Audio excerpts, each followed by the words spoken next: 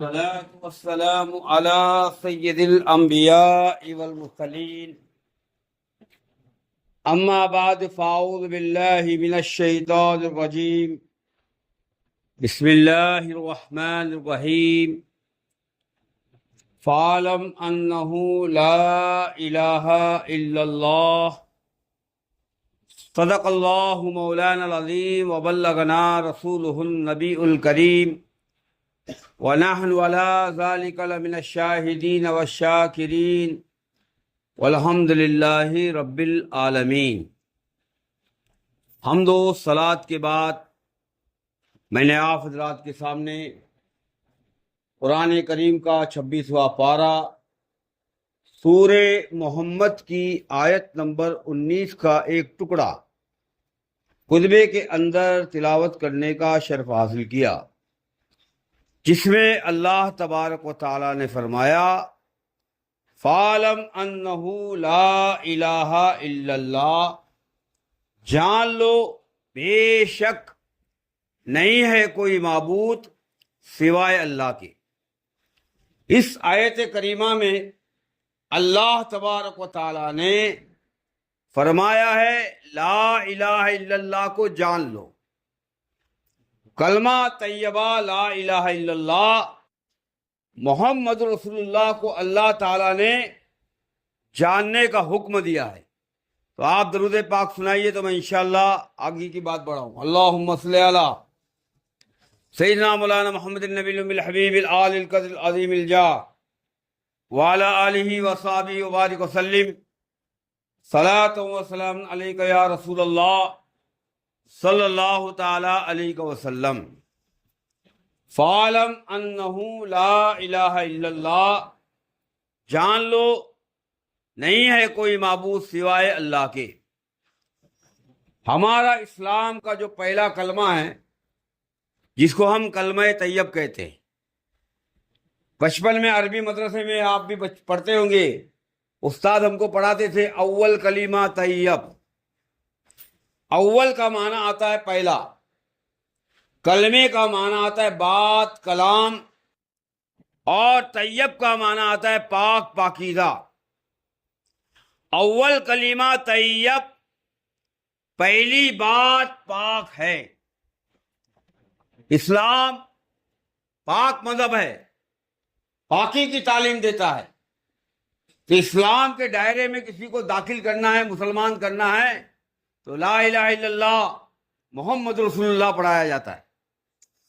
اور اللہ تعالیٰ نے 26واں پارہ سورہ محمد کی آیت نمبر 19 میں اسی کا ذکر کیا ہے۔ فَعَلَمْ أَنَّهُ لَا إِلَٰهَ إِلَّا اللَّهُ، جان لو بے شک نہیں ہے کوئی معبود سوائے اللہ کے۔ کلمہ طیبہ کو مانتے تو ہر مسلمان ہے، پورے دنیا کا مسلمان لا الہ الا اللہ محمد رسول اللہ کو مانتا ہے، لیکن جانتا نہیں ہے۔ ڈاکٹر اقبال کہتے ہیں زبان سے لا الہ کہہ دیا تو کیا حاصل، دل و نگاہ مسلمان نہیں تو کچھ بھی نہیں۔ تو کلمے کو ہم مانتے ضرور ہے، جانتے نہیں ہیں۔ اب یہاں پر دیکھیے، پہلے کلمے کے اندر جز 2 ہے، اس کو یاد کر لو۔ اگر کسی نے آپ سے پوچھا بتاؤ کلمہ طیبہ کے اندر جز کتنے ہیں، تو کہنا 2 ہے۔ جز کا معنی آتا ہے حصہ، کیا بولو، عربی میں بولتے ہیں جز، اس کا اردو ترجمہ کیا ہوگا، حصہ۔ کلمے میں حصے کتنے ہیں؟ پہلا حصے کا نام ہے لا الہ الا اللہ، دوسرے حصے کا نام ہے محمد رسول اللہ۔ پہلے حصے میں اللہ تعالیٰ کی توحید کا بیان ہے، دوسرے حصے میں آقا دو جہاں صلی اللہ علیہ وسلم کی رسالت کا بیان ہے۔ تو کلمہ طیبہ میں جز کتنے ہیں، بولو، 2۔ اس کو یاد کرو، کتنے جز ہے، 2۔ کلمہ طیبہ کو آپ غور سے دیکھیے، یہ دیکھو، یہ فریم کے اوپر کلمہ لکھا ہوا ہے، ذرا غور سے دیکھو۔ کلمہ طیبہ کے اندر الفاظ 7 ہے۔ کتنے الفاظ ہے، بولو، اب میں سمجھا تو الفاظ کہتے ہیں۔ پہلا لفظ لا ہے، دوسرا لفظ الہ ہے، تیسرا لفظ الا ہے، چوتھا لفظ اللہ ہے، پانچواں لفظ محمد ہے، چھٹا لفظ رسول ہے، اور 7واں لفظ اللہ ہے۔ تو کلمہ طیبہ میں الفاظ کتنے ہوئے؟ بولو، جز کتنے بتایا؟ اور الفاظ؟ اب صوفیاء کرام، اولیاء کرام کہتے ہیں ایک بات ایسی ہے، ایک کلمہ ایسا ہے جس میں ایک بھی نقطہ نہیں ہے، بے نقطہ کلمہ ہے، وہ بے نقطہ بات ہے، تو وہ بے نقطہ بات کلمہ طیبہ ہے۔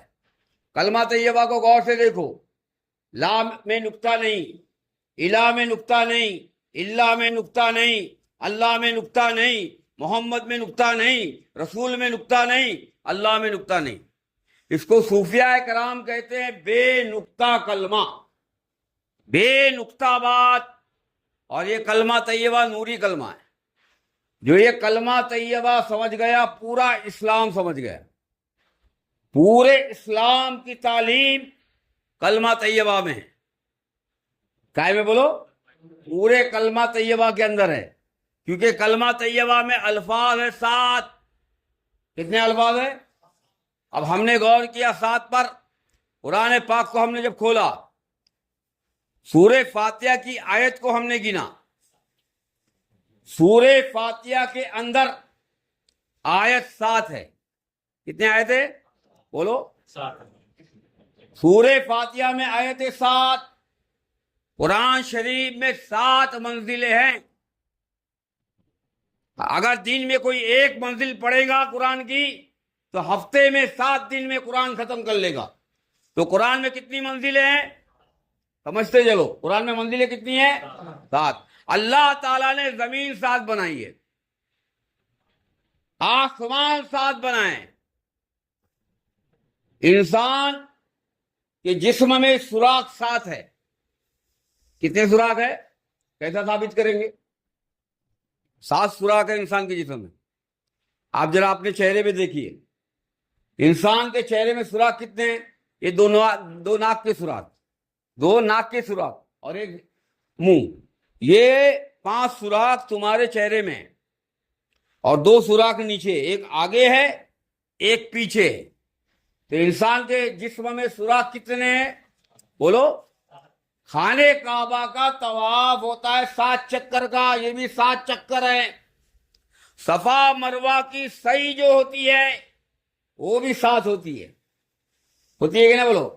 اور حاجی صاحبان 3 جمرات پہ جو کنکریاں مارتے ہیں اس کی بھی تعداد 7 ہے۔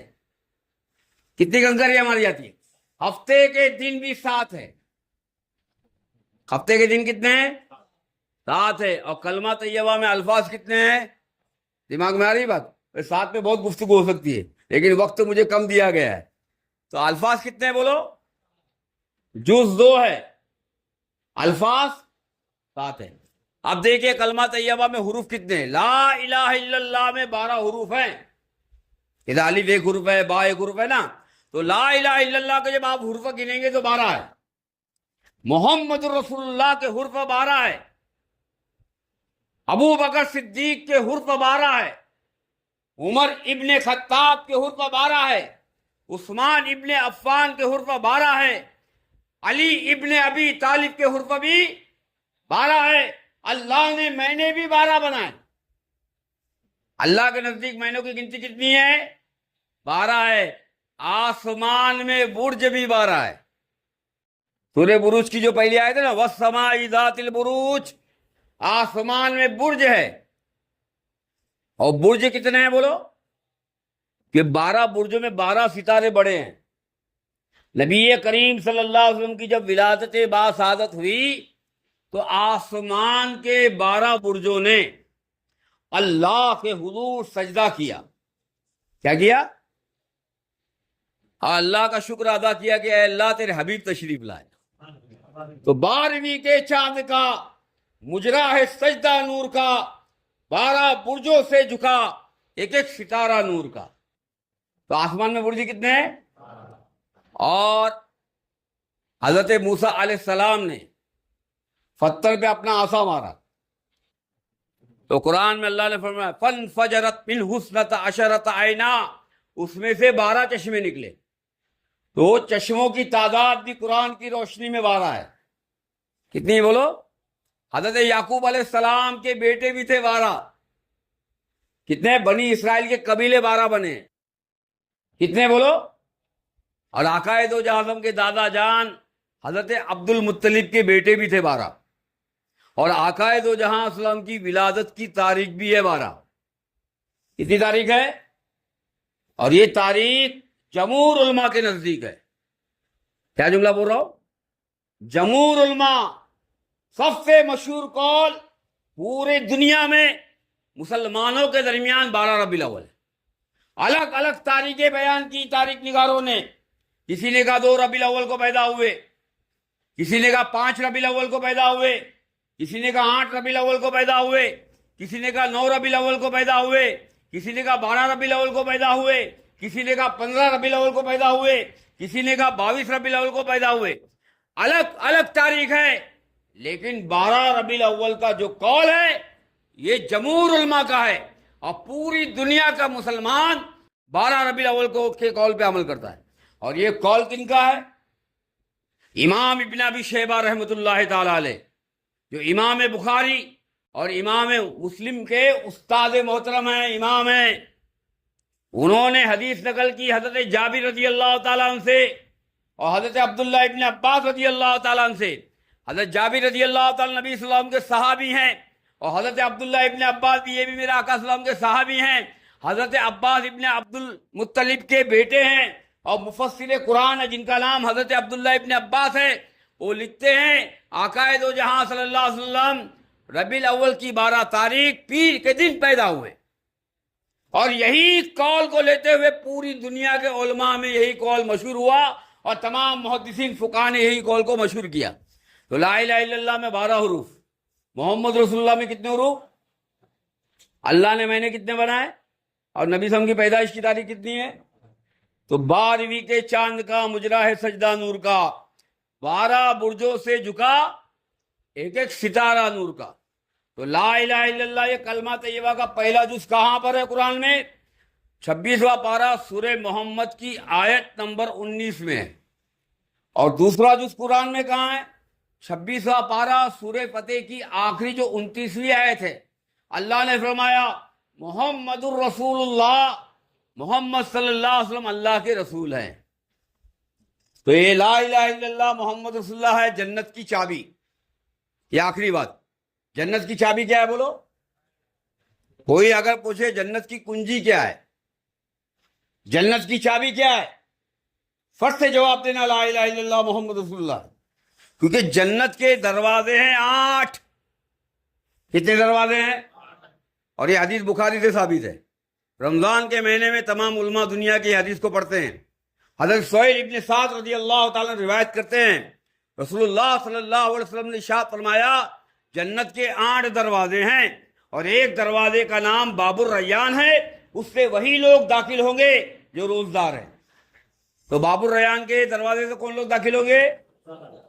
تو جب نبی صلی اللہ علیہ وسلم نے یہ فرمایا تو حضرت ابو بکر صدیق کھڑے ہو گئے، اور یہ حدیث ابو داؤد میں کھڑے ہو گئے، یا رسول اللہ صلی اللہ علیہ وسلم آپ نے فرمایا جنت کے 8 دروازے ہیں، باب الصلاۃ کا دروازہ ہے، باب الزکوٰۃ کا دروازہ ہے، باب الصوم کا دروازہ ہے، باب الجہاد کا دروازہ ہے۔ تو آپ نے کہا روزدار باب الریان سے داخل ہوں گے۔ تو آپ کی امت میں کوئی خوش قسمت ایسا ہے جو 8 دروازوں سے داخل ہو سکتا ہے، جا سکتا ہے؟ تو آقا دو جہاں صلی اللہ علیہ وسلم نے ابو بکر صدیق کو دیکھ کے فرمایا ابو بکر و تم جنت کے 8 دروازوں سے خلیفہ اول ابو بکر صدیق گزریں گے۔ یہ بشارت نبی کریم صلی اللہ علیہ وسلم نے ابو بکر صدیق کو دی۔ تو ابو بکر صدیق نے جب یہ سوال کیا تو 8 دروازوں سے گزریں گے۔ اب جنت کے دروازے کتنے بتایا میں نے؟ اب دروازے کیوں ہوتے ہیں؟ ایک سوال ہے، مکان ہوتا ہے نا، مکان میں دروازہ ہوتا ہے، اور دروازے میں ہم لگاتے ہیں تالا، اور تالا کھولنے کے لیے لگتی چابی۔ جب محشر کے میدان میں میزان عمل پہ نام اعمال تولے جائیں گے، اور جس کے ہاتھ میں سیدھا نام عمل دیا جائے گا وہ پل صراط سے گزرے گا، اور الٹے ہاتھ میں جن کا ہے وہ بھی پل صراط سے گزرے گا۔ پل صراط سے مومن بھی گزرے گا، کافر بھی گزرے گا، منافق بھی گزرے گا، ہر کوئی گزرے گا۔ ایمان والا پل صراط سے پار ہو جائے گا، منافق مرتد اور کافر کٹ کٹ کے جہنم میں گرے گے۔ اور یہ پل صراط جہنم کے اوپر پل بنا ہوا تلوار سے زیادہ تیز ہے، بال سے زیادہ باریک ہے اور 500 سال کی اس کی مسافت ہے، اتنا لمبا پل ہے، وہ جہنم کے اوپر بنا ہوا ہے اور اس کے نیچے جہنم ہے۔ تو آقا دو جہنم پل صراط کی طرف کھڑے ہو کے دعا کر، اے اللہ میری امت کو سلامت کے ساتھ گزرا۔ رضا پل سے اب وجد کرتے گزریے کہ ہے رب سلم صدائے محمد، آقا دو جہاں صلی اللہ علیہ وسلم دعا کر، اے اللہ میری امت کو سلامتی کے ساتھ گزار۔ تو جب امت پار ہوں گی نا تو جنت دکھے گی، اور جنت کے 8 دروازے دکھے گی، اور جس کے پاس لا الہ الا اللہ محمد رسول اللہ کی چابی ہوگی وہ جنت میں داخل ہوگا، کیونکہ اس کے بارے میں نبی صلی اللہ علیہ وسلم کی حدیث پاک موجود ہے مشکات کتاب الایمان میں، عن معاذ بن جبل رضی اللہ تعالی عنہ قال قال رسول اللہ صلی اللہ علیہ وسلم مفاتیح الجنہ شہادت ان لا الہ الا اللہ۔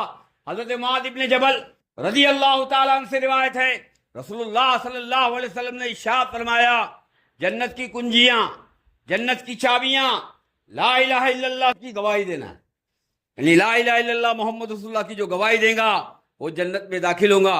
پڑھو جنا کو چلو، لا الہ الا اللہ کلید کھل دہلو، لا الہ الا اللہ جو اپنی خیر ہو مد نظر مسلمانوں ادب سے ورد کرو، لا الہ الا اللہ ہر ایک ذکر سے بہتر ہے ذکر کوثر، مدام ورد کرو لا الہ الا اللہ۔ وآخر دعوانا الحمدللہ رب العالمین۔